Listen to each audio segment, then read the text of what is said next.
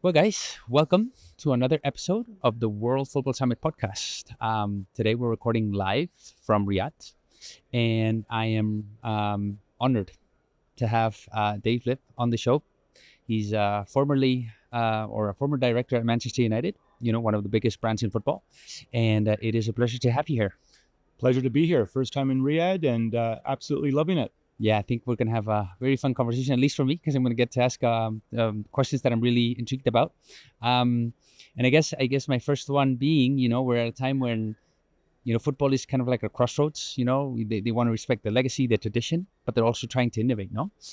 And what better club, because of the things that, they have been doing, that Manchester United, and I want to take advantage of your experience there, even, if you're not there already.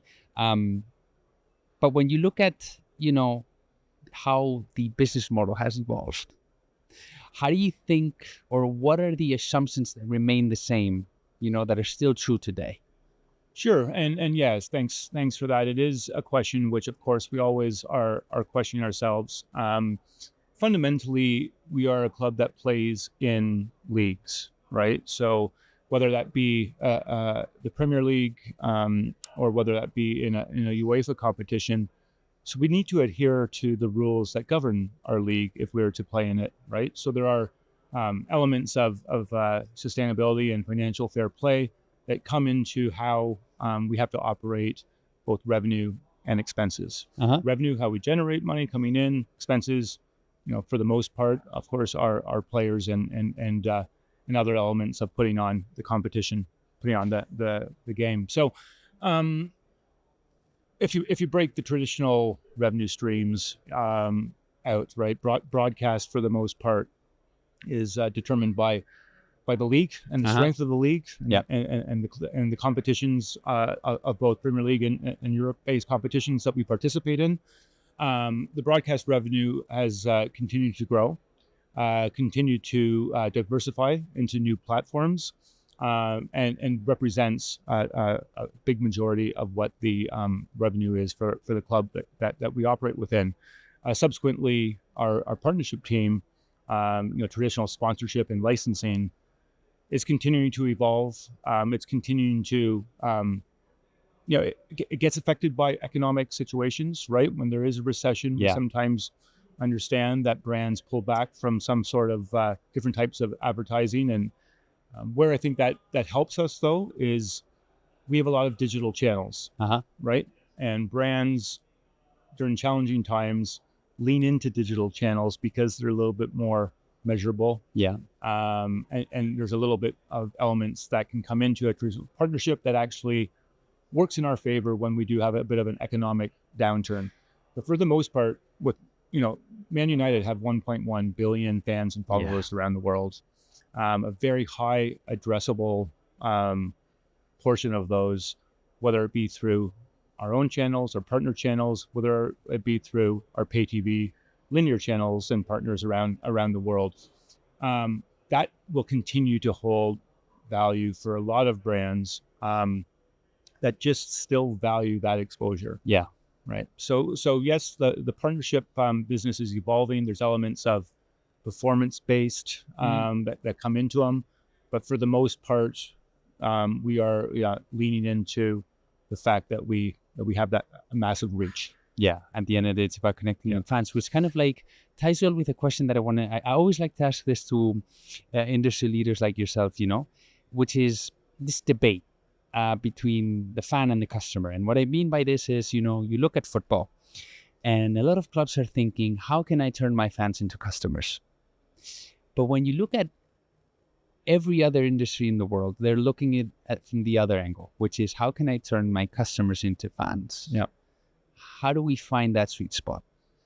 It's a fair question, and I think it's not right to think that every fan should be a monetizable thing, right? Of course, there are laws and rules against directly marketing to children.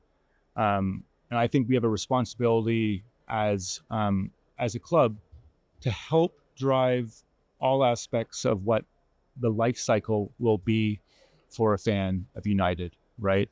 I think we should be doing initiatives that encourage participation, encourage people to, not just be behind the screen as a youth, but also to get around, get outside, kick a ball around, and really fill that next generation of fan. Right, there will be times where there's a monetization angle, right, and the natural thing is to, okay, it's a kid's birthday, right? So why not send a message to a parent that we have in our CRM? Have you considered purchasing a It's a good touch point to have. But I don't necessarily think that we should look at new channels like, say, Discord or Roblox or some of the digital channels that are out there to think that is where we should be monetizing a fan. I think we have, first and foremost, the responsibility to put on a top tier performance that drives the fandom, drives the passion, and really, gets them into the club for all the parts that football are, but for predominantly because it is a football club. Yeah. And actually that ties a little bit into what the club is doing on the Web3 front, right? It's pretty much enabling, and it's one of the best use cases of the technology that I've seen in the industry, because it's helping fans understand the space, right? Absolutely.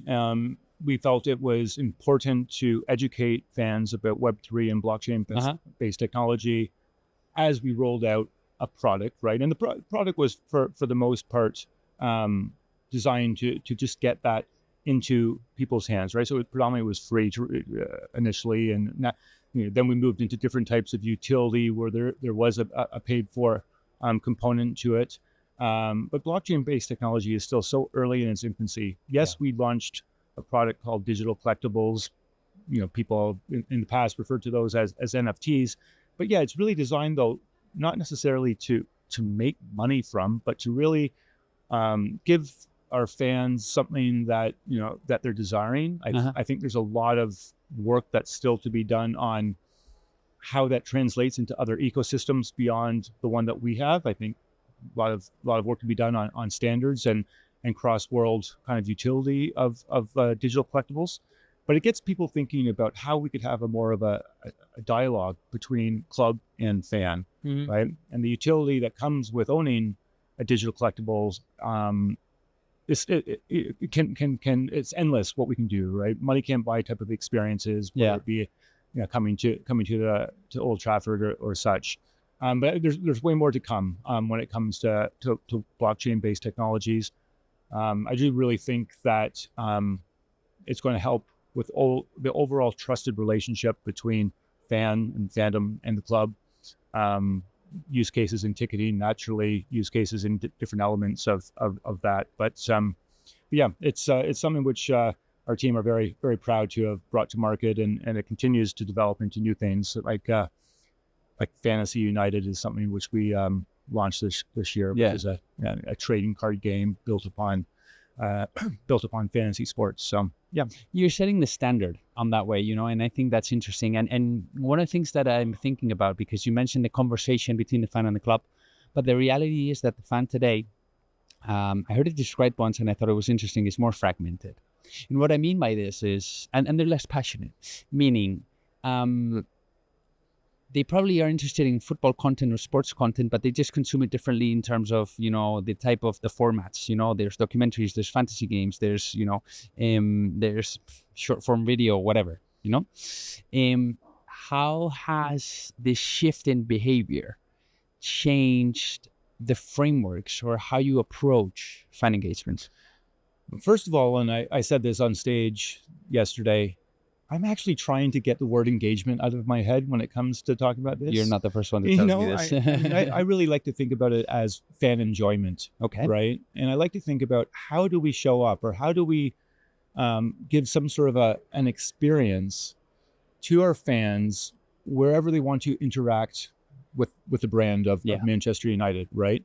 So we are very careful and thoughtful when a new opportunity presents itself to put our brand or something representing the club in front of. You can take social channels for an example. You can take Web3. You can take different elements like that. We want to make sure that quality remains at the heart of what we do. I think we must adhere to the values that the club of Manchester United represents. There's an expression that sometimes has been used before at the club, which is we're not necessarily the first to the party, but we like to be the best dressed when we get there. Ah, nice. Right? I like that. So we weren't the first to launch a YouTube channel. And we were actually the last Premier League club to come into YouTube. But then when we did put it active, it went to number one right away. Okay, I understand. So yes, we're careful, we're thoughtful, and we make sure that we don't let our fans down when we do decide to enter a new ecosystem where they may be expecting us to be. And I'm curious, Dave, I mean, what makes a brand like Manchester United so powerful? Because, I mean, this is not, I don't want to disrespect, but the reality is that, you know, the performance on the pitch hasn't been what we've been accustomed to seeing from Manchester United, you know, but from a brand perspective, it's still in top 3, at least in the world from a football perspective. So how do you keep that relevance? Well, at the end of the day, the team is the engine, and we are very much focused on improving the team performance. We're not satisfied on where we are at the table, or that we're not playing in Champions League this year. And I think a lot of the efforts that both that the new ownership group has come in, new investment into the club, is embarking on, is to obviously improve the team first and foremost. Although we have a legacy of winning, and we have a legacy of star players, and we have, you know, a tremendous history at United of being top tier, if we don't start winning again and finishing or contending for titles, I think it's inevitable that we would start to see that fan base erode. Okay. If not this year or next year, then maybe in 10 or 20 years. So I think it's paramount that we have to get back to winning. Okay. That does, you know, that generates the best content. Winning, spectacular goals, great highlights, all that type of stuff. For a football club, that's where you get the most viral outcomes from. Understand. You mentioned content, you mentioned stories, which brings me to my next question, which is, you know, you see the increased importance of content in the sports business model, you know, so you have, and I'm wondering, because you have your traditional, you mentioned it before, your traditional pillars, you know, you have your match day, you have your commercial, you have your broadcasting, but content is becoming so key. So what do you think is going to be the role of content in the traditional sports business model? Yeah, it's enabled to serve our fans where they're wanting us to be. It's huge demands to produce relevant content for the channel that they're expecting. I think it's absolutely fundamental that we double down on our content efforts, that we continue to find the creative stories, whether it be player-led stories and getting closer with those type of lifestyle-based storylines, or hopefully, you know, showcasing another Garnacho overhead kick to win a match, right? You know, there's going to be more and more emphasis on that. We also understand that as we move to more of a direct-to-consumer world and a more personalized world, which we fundamentally are investing in, content is almost the hook, right? Out of all the things that we try and do to grow the direct-to-consumer business, getting people into our ecosystem through content is paramount. That drives different types of engagement things, whether it be an e-commerce transaction or a membership, things like that. And certainly one of the successes of our digital collectibles product was the fact that we were able to command such a large audience through different types of content. At the end of the day, you were mentioning about the conversation between the fan and club. I would say the content is kind of like the language that connects the two, you know? So, and speaking of which, you know, there's also a lot of talk about connecting directly with the consumer or with the fan. You know, I tend to believe there's much more than that in terms of, because the context that everybody talks about it is, you know, the streaming service. How can I create my own streaming service to go directly to the fan? But I think there's much more than that. And I don't know if I'm mistaken. Do you agree? How do you approach that? Well, we do have MUTV as our own streaming service, which is globally distributed, both through partner affiliations, but also that we do offer on our own channels as well. look, I think consumption patterns are evolving, but I think the pay TV ecosystem and delivering top tier content through a live match is continuing to be paramount, no matter how different the different means of accessing it. Right. I'm very thrilled, but working with the likes of Sky and NBC.